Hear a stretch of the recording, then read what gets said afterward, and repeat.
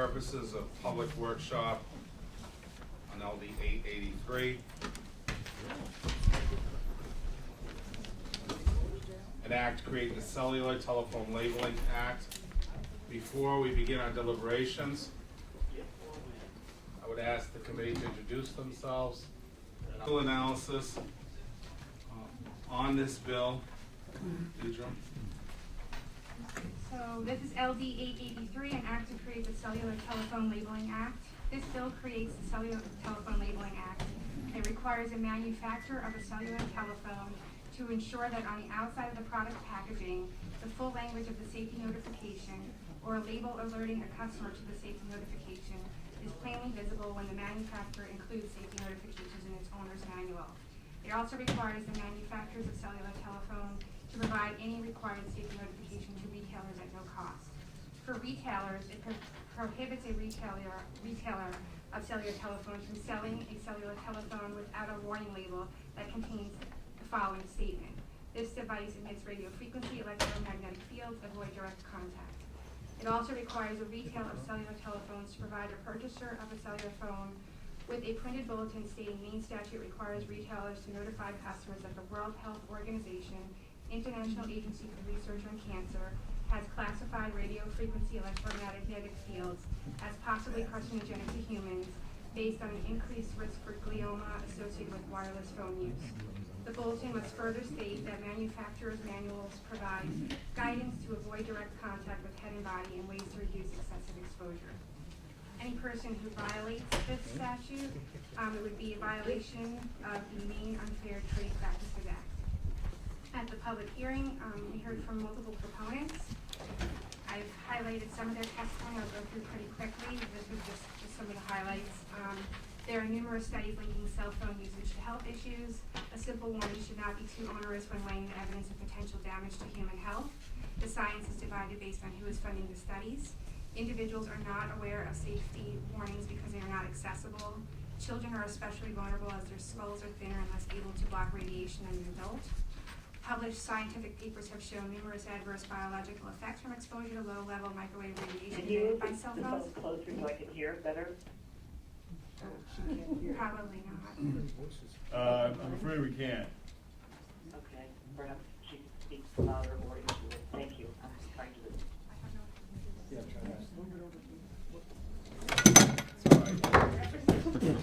She heard that. I know who I am. Can you hear me now?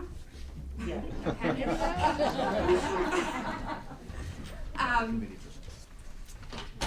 FCC guidelines are based on thermal radiation, not protective of non-thermal radiation exposure. Free markets rely on informed consumers, and this bill would allow consumers to make informed decisions. It is inaccurate to state that the Commerce Clause precludes state action, and the weight of scientific evidence has become clear that radio frequency exposure poses a human health risk. There were also several opponents to this bill at the public hearing. Their testimony included that the FDA has concluded that scientific evidence does not show a danger to any user of a cell phone from radio frequency exposure. FCC, after consultation with other federal agencies, established standards governing RF energy from cell phones and determined all cell phone complying with those standards are safe for use by the general public. The statements currently in cell phone manuals are not warnings but compliance statements to show the product has been tested and shown to be in compliance with FCC guidelines. Courts have upheld the FCC's decision to not amend its RF standards for non-thermal effects. A state government's attempt to regulate cell phone labeling is preempted by federal law. There has been no increase in brain cancer instances that coincide with increased cell phone usage, even though sufficient time has lapsed to show such an increase. Research has not shown any relationship between exposure to RF fields and cancer. Could lead to consumer confusion, puts an undue burden on manufacturers and retailers, especially Maine businesses, since it's not required elsewhere in the country, and this is better regulated at the federal level. Neither for nor against was nobody at the hearing.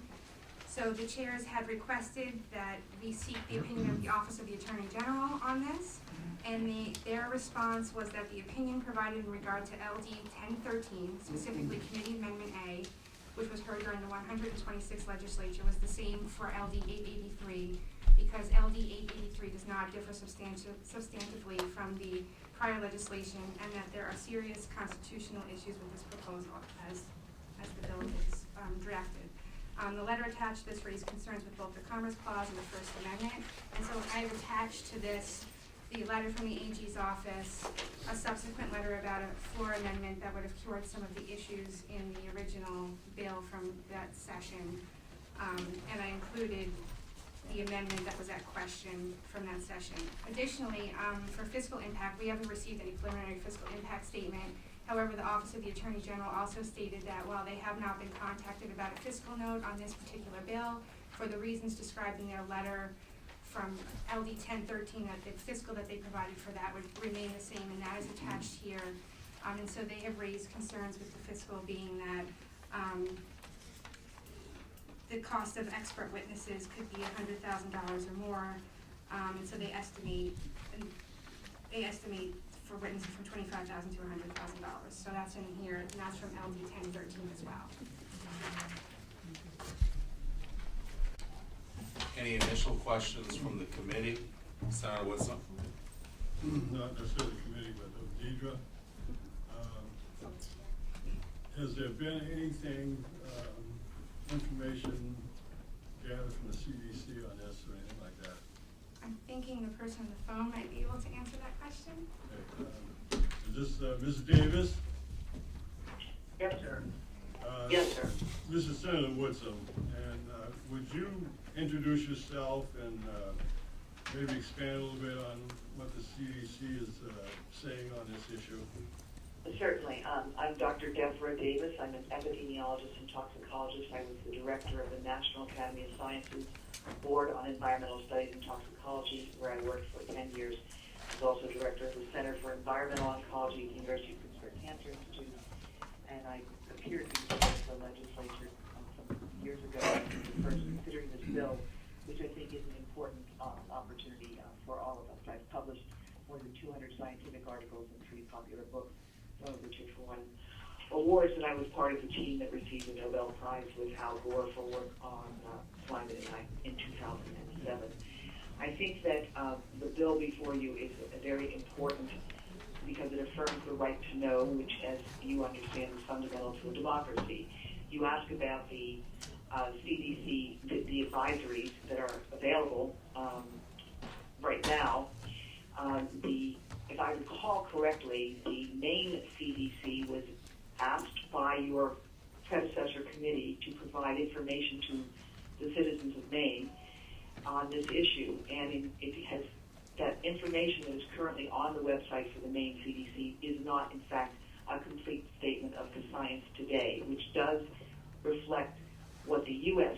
federal government is saying on this issue now. The U.S. federal CDC on its website currently does recommend research is needed and precautions are appropriate until that research is done. And in that regard, informing people, as the bill does, that cell phones emit radio frequency radiation becomes an important part of public health and safety, which is a mandate of the state and has consistently been upheld. Now, I'm not a legal expert, but I must admit I find it rather confusing about why and how it is legal for industry to include fine print warnings about safe use of these devices that are buried deep within the devices or online, and yet object to taking those same warnings and making them publicly visible on the devices or packaging itself.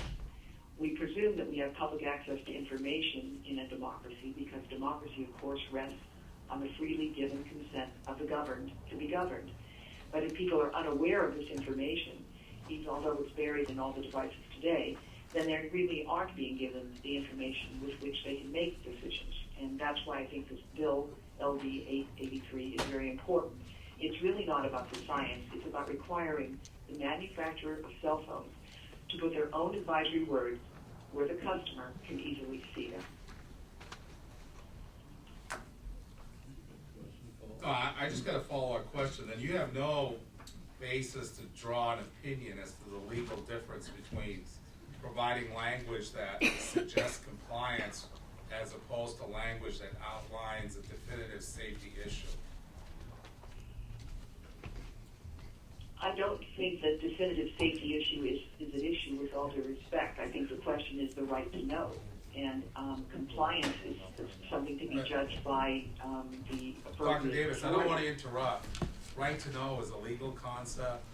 Do you have a scientific opinion to offer today? Yes, what is that? That the right to know about public health and safety is in fact a fundamental principle of public health. That's why you have stop signs, that's why you have seatbelt laws, that's why you have bike helmets, that's why you have rules for when children can ride in cars and where and how they do. It's a basic principle of public health to give people information they have the right to know so that they can protect their public health and safety. One final question. Do you have a science opinion as to the causal relationship between the use of a cell phone and the onset of any type of cancer? I do.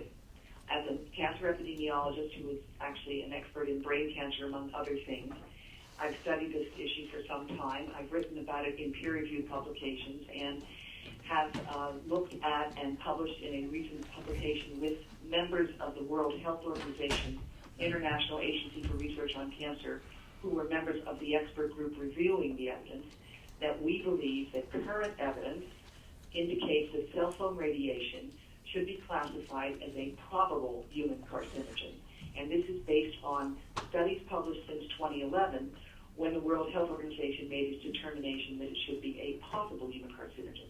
There are three main types of studies that we draw on: experimental studies in animals and cell cultures, human studies, clinical and epidemiologic studies, and trends in cancer.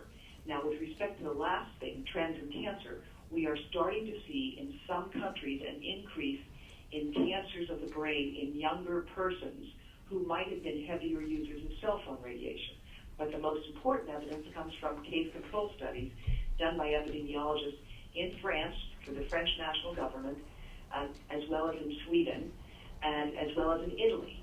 And in those studies, there has been consistently found that people who have used cell phones heaviest have a doubled or greater risk of brain tumors 10 years or more after they have begun to use these phones. And in Sweden, where they've studied people for 25 years of regular use, they have found those who begin to use cell phones before age 20 have 4 to 8 times more brain cancer by the time 10 years have lapsed. It's important to realize that in all of these studies, the definition of a cell phone user is someone who makes one call a week for 6 months. Now, that may seem strange today, but remember, when these studies were started almost 3 decades ago, that was not so unusual. Cell phones were very unusual to use. They cost a lot of money. Very few people had them. As we try to evaluate the problem now, that is why this bill is so critically important. Cell phones have changed. Cell phone users have changed. The technology is different. So all we're trying to do here is to give people the right to know how to make and take precautions for themselves and their families, so that as the science continues to evolve, which will take another 20 years, we can look back and say that the state and the legislators did their duty to prevent harm and protect public health. Thank you, Doctor. Thank you. Doctor, my name is Larry Dunphy, and I'm on the committee. And you were talking about the old data, one call a week for 6 months was considered a heavy user. But at that time, weren't the phones emitting a much higher level of RF and a much stronger signal? That's an excellent point, and let me correct. I did not mean to say it was a heavy user was one call a week for a month. I meant any user was one call a week for a month, and actually a heavy user was someone who used it for 30 minutes a day, which in fact, many people nowadays do that. But your question is, have we seen the change in the old phones? You're absolutely right.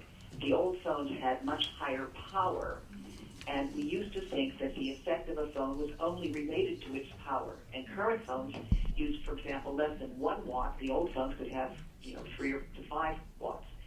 But the reality is we now understand the power of the phone is not its most biologically important part, but the modulation of the signal, the fact that the signal is pulsed, so that it goes, it's irregular, and it's going like that all the time, even when the phone's in your pocket. So long as it's on, it's searching for a signal 900 times a minute.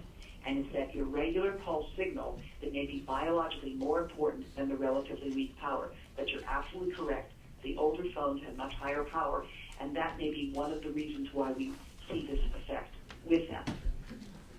Thank you, ma'am. Thank you, Senator Hill. Somebody else come off mic. No problem. Thank you very much. Can you hear me? Yes. Dr. Davis, so my name is Dawn Hill. I serve in the Senate here in Maine. And I guess my first question is, how do you happen to be calling in today? And so how was that arranged? Because I just heard you start out with a question and then starting to answer, and I just need to get a grip on why you're even present today at a work session. And secondly, I guess my question is more broad, not necessarily to you specifically, but how do we know you are who you are? I mean, how has she been authenticated? And I don't mean any insult, but you could be sitting in Central Park calling us. I don't know. So I just need that information as a legislator. Yes, I certainly I appreciate your question. Nothing against My bona fides, I think, have been established. I am the author of a book that may be circulating around your desks right now called Disconnect, The Truth About Cell Phone Radiation. You can authenticate my voice. So just to tell you that I don't see that book. Does anybody else have that book? Yes, I do. Okay, so one person has the book, but the rest of us don't have it. So go ahead, thank you. It was previously that book and my other book, The Secret History of the War on Cancer, were made available to your predecessor committees. There's quite an extensive YouTube videos of my talks to organizations around the world, including most recently the Indian Health Ministry in Mumbai and in Delhi, as well as talks to the National Institutes of Health All Hands Address, which can be found online. But I think your committee members can probably answer the question of how I ended up on the end of this phone. At this point, I was originally unable to participate in the hearing that you had previously, and because I've spent 40 years of my life doing research in environmental health and the last 10 working on this field, I believe they wanted my expertise. I have been an advisor to governments around the world who are working on this topic, and I'd be happy to tell you more about that.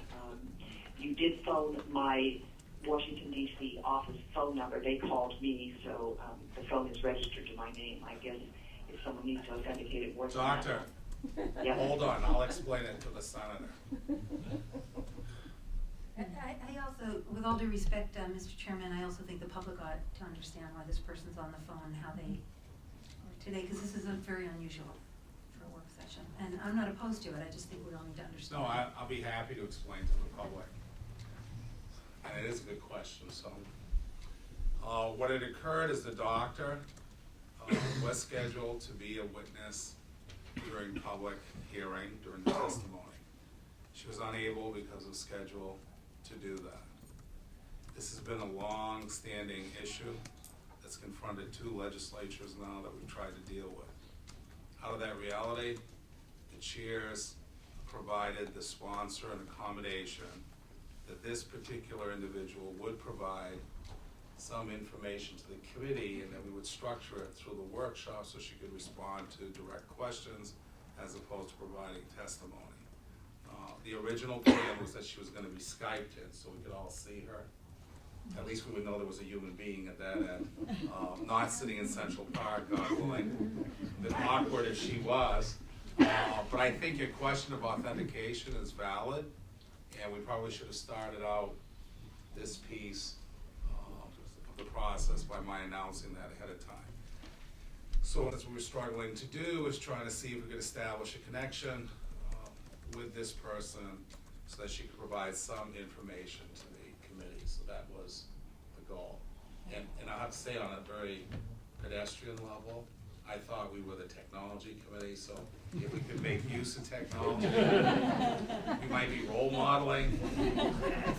Should have used a cell phone. We could have used a cell phone, but we thought that this would be more effective. So, Thank you. You're welcome, Senator. Representative O'Connor.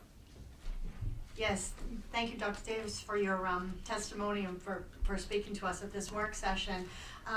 Over the years, we've seen, we now have well in excess of over 40 billion cell phones that people are using, yet the cancer rates in individuals, we haven't seen them go up. So I'm trying to find a correlation here. Maybe you could explain that. I'd be happy to try, but first of all, it's not 40 billion cell phones. There are 40 billion wireless transmitting devices estimated of various sorts, including tablets, phones, baby monitors, and other things. But you're absolutely right. There's a large number of these devices. They have increased, and they've increased relatively recently. And what we know about cancer is this. Brain cancer is thought to have a latency of a minimum of 10 years and as much as 40 years. And the reason we know that is studies that were done when I was at the National Academy of Sciences, at the Atomic Bomb Casualty Commission, which was convened after the end of World War II, evaluated all the survivors of Hiroshima and Nagasaki on whom bombs were dropped. And those survivors have been studied and are continuing to be studied as they die out.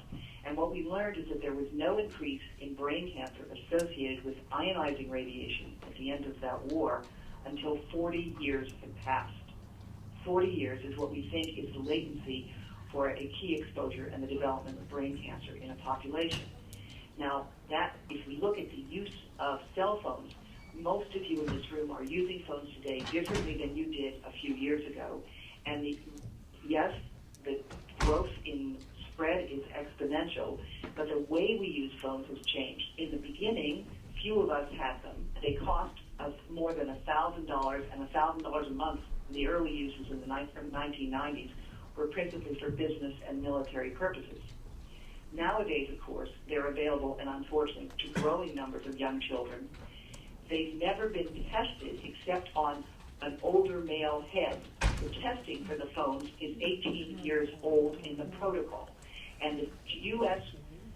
Government Accountability Office in 2013 said that the testing was out of date and it was appropriate to have more research that would be fitting to the fact that younger and younger users are out there now. And we've evaluated these devices with the big guy brain, as your committee has certainly heard about. So where we are now is that we do not have an epidemic of brain cancer in the world today, but we have increases in younger people in some of the Scandinavian countries where phones have been used the heaviest for the longest. And that we should not wait until that epidemic is upon us to take precautionary action, because we do have the studies I mentioned, which are case control studies where you compare people who have brain cancer with those who do not, and you look and see if there are certain patterns in their lives that may explain this. And what has been found is that those who use cell phones the heaviest or the longest do have an increased risk of brain cancer. I'd like to share with you a ruling from a Republican judge in D.C. Circuit Court who looked at the evidence. Dr. Davis, Yes. I'm more than happy to have the committee listen to you with a medical opinion, but having you opine on whether or not federal justice or a local circuit judge, because I've looked at that case and I've talked to an attorney related to that, so thank you.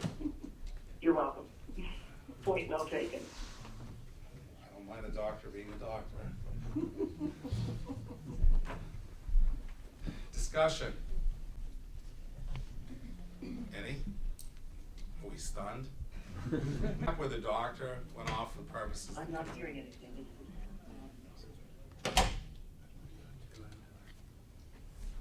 Doctor, we're gonna rate, I mean, whether or not you hear us moving forward, it's probably easier if you go to your computer and listen to us online. Okay, no, I'm sorry. I didn't hear the end of what you said, sir. No, I said, I'm happy for you to be a doctor, and we'll let the lawyers wrestle with lawyers.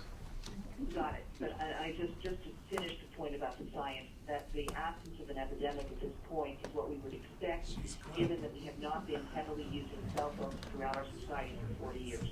Heavy use really only started about 10 years ago. Now we have 100% use, there's no question about it. But we did not have 100% use 20 years ago. Thank you, doctor. Thank you. No further questions. All right. Representative Higgins. I think perhaps the silence is caused by the fact that we spent considerable amount of time hearing testimony from a variety of people for and against, and neither for or against, I think perhaps a couple. And so I'm finding it difficult at this point, after having a presentation to support the bill, but not an opportunity to refresh my memory about those who oppose the bill. So I find it makes it much more difficult to sit here objectively and think about how to do that, and I'm not sure how to address that issue at this point. So, thank you. I'll just share an observation. The other day, the Honorable Andrea Boland, well, the person I'm about to describe, kept referring to her as Andrea, so I wasn't sure if it was the same individual. It was an attorney who has connection with the law case that the doctor was about to give her opinion on, and it was a very helpful conversation, and it goes to Representative Higgins' observation. They have been trying to determine whether or not certain individuals would be allowed in to testify as experts, that they would in effect perform for the court a role and responsibility that we ask individuals when they come before us here, is to conclude the facts go a certain way and to give us their opinion in order to inform our decision making, right? And if this is any encouragement, Representative Higgins, this process has taken 10 years. Now, I'm gonna be back for 10 years. I won't be back in 10 years either. But it just shows you how long it's taken the court to conclude who should participate in that conversation in order to inform a jury, not to confuse a jury with a tidal wave of information, but to provide them some significant guidance. And I don't know if former Representative Boland picked up on it, but I walked away from that conversation pleased that they'd gotten to that juncture. Can you imagine starting a case? I measure my cases in weeks. Occasionally they go a year. But to take on a case that a decade to get to a point where experts will be admitted, which means there'll be another decade of debate. So I came away from that one. They've made no factual conclusion that establishes a causal relationship between using a phone and having some incidence of disease. They haven't gotten there. They haven't even agreed yet to how to have that conversation. And I know the proposition, the conversation was, he was very encouraged because his experts were going to be admitted. And the inference he was drawing from that is because they're being admitted, their science must be correct. And that's where it's my opinion in that conversation that admitting your experts is simply that, you're admitting your experts, it's not a conclusion. So that's why we have some difficulty. So I'd like to call Mr. Cohen for a minute as we start this journey.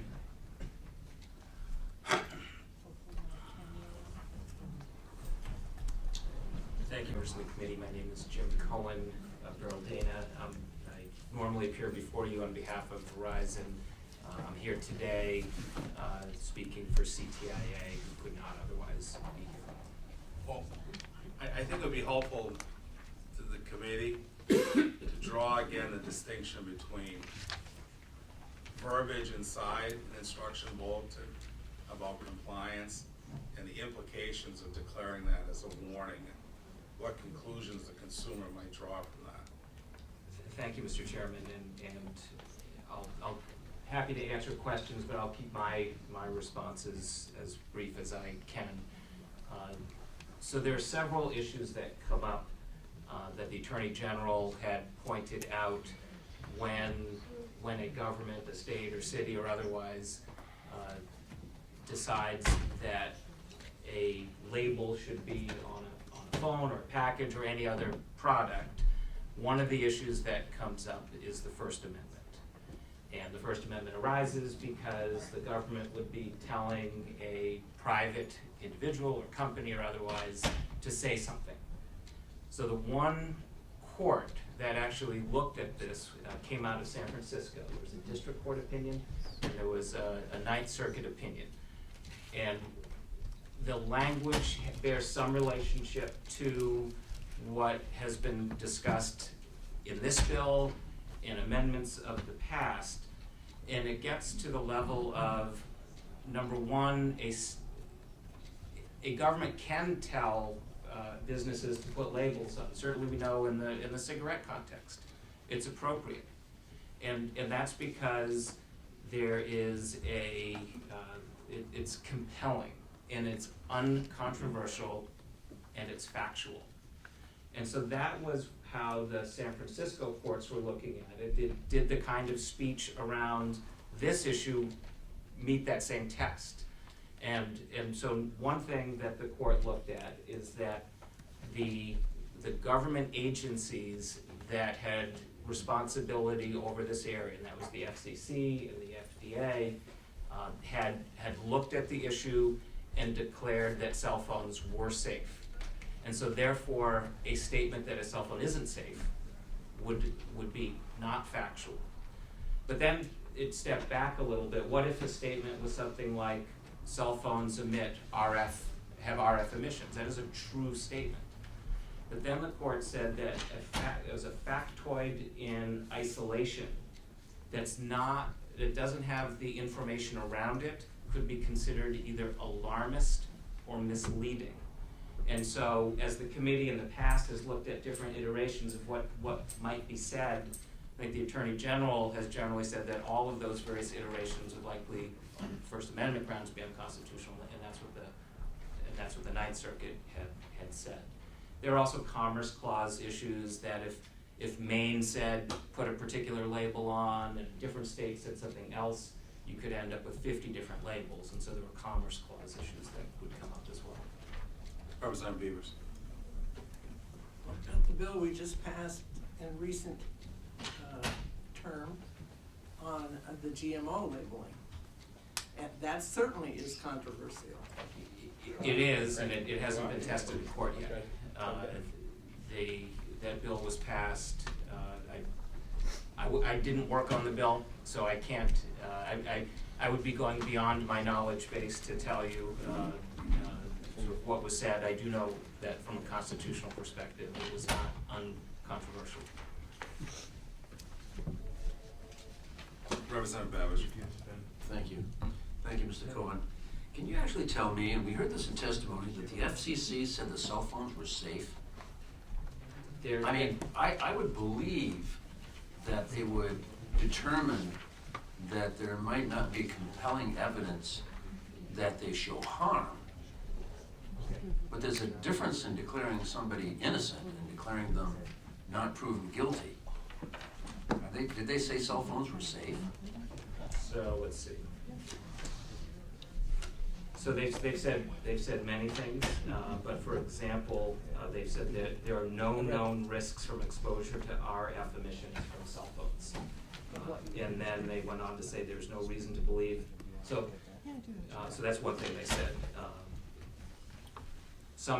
They said some parties recommend taking measures to further reduce exposure to RF energy. The FCC does not endorse the need for these practices. Backing up, what the FCC has been most concerned with in the health agencies that they rely upon is that RF emissions are radio frequencies, and at certain levels emit heat. And at very high levels of heat, there can be danger, in particular in the context of a large radio tower and a worker working in the heat in Texas. So RF emissions are regulated. And it's the same with cell phones. What they're testing for is heat. And they've built in a safety level for the heat effects. But what they've said is that they haven't found evidence that cell phones are dangerous, nor should the public interpret the standards about the heat and how it's tested as an indication that cell phones are not safe, or that if you wore your cell phone closer to the body, that it would create a health effect. So they have, in effect, they've said lots of things, but essentially they have said there is no health risks associated with using cell phones. But whether they specifically said cell phones are safe, I don't It's wanna like giving, it's like the president giving a pardon for any and all crimes. I mean, I understand what you're saying, but I don't think you're gonna find a statement where they say they are safe. They can say that there is no harm indicated as a result and so forth, but I think, go ahead.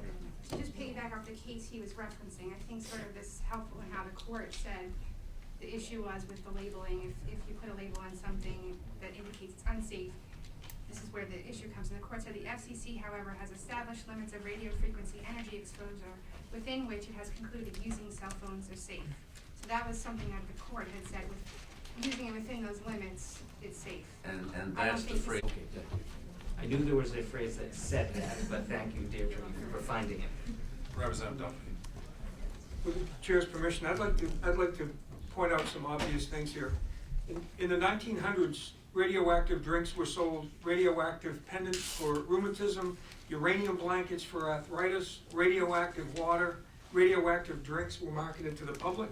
In the 20s, heroin cough suppressant developed by Bayer Labs in 1898 was discontinued by Bayer in 1910, but not outlawed by the government until 1924. Tobacco was used as a disinfectant, relieved headaches, sold fatigue, cold, and 9 out of 10 doctors smoked Camel cigarettes. Can you imagine that? Lysergic acid diethylamide, LSD therapy to treat alcoholism and schizophrenia? No kidding. Coke, the pause that refreshes. Vitamin water in 2009. Coke states that vitamin water is clearly and properly labeled so consumers will not be led to thinking this product is a healthy beverage. Anybody ever seen that on vitamin water? If you look real close, you'll find it. The same way you'll find safe operating procedures about 5 levels deep in your iPhone. In fact, I was just looking, and I've been there a dozen times, and I still can't find it, but I'm a little slow because I've had the phone to my head. But anyway, if we wait for the government to act on this, and we know that there's a potential risk, or I shouldn't say that, if we wait for the government we don't know, but if we wait for the government to act, I mean, they did know about the Bayer Labs with heroin cough suppressant, and it was discontinued in 1910, but not outlawed until 1924. I don't feel comfortable with my government looking out for my safety. Thank you. Which government are we talking about? Well, we can start right here. We can start right here if we don't do something. Okay, Thank you. I'll go. Anyone else? I mean, here's the problem with this policy issue. We could parade 10 years worth of witnesses to say X and another 10 years to say Y. And on a legal level, we've had the Attorney General's office told us that if this should pass, it's unconstitutional. But she's only the Attorney General, she's part of government. On the other hand, we could conclude that there's a health risk and put this out there and give the public the expectation that a safe operating practice is equivalent to saying that it can lead to disease. That's an emotional argument because there's no definitive case anywhere. And Representative Boland and others, I've hunted for it. I've hunted for a case where court has clearly said that this use led to this disease and that a jury awarded damages as a consequence. If I haven't found it, it's because I haven't tried. I don't know. I'd be happy to read it. So, I'm feeling as a committee we could get to a vote because we're not going to convince each other. You know? Mr. Chairman? Representative Davis. Thank you. Could you help me? I mean, this is a homework issue, but I'm now confused. Would you clarify? Well, let me tell you what I'm thinking first of all. All right. I don't have a problem with a label. I am very concerned about what the label specifically says. can you clarify for me the First Amendment issue that the Attorney General is asserting?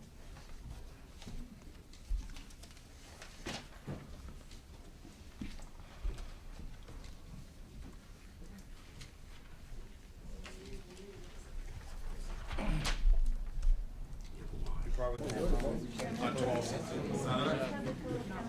Yes, please. May we Will have the the clerk, now? will the clerk read the report so we get it down? 7 members ought not to pass, 4 members ought to pass, 2 members absent. Thank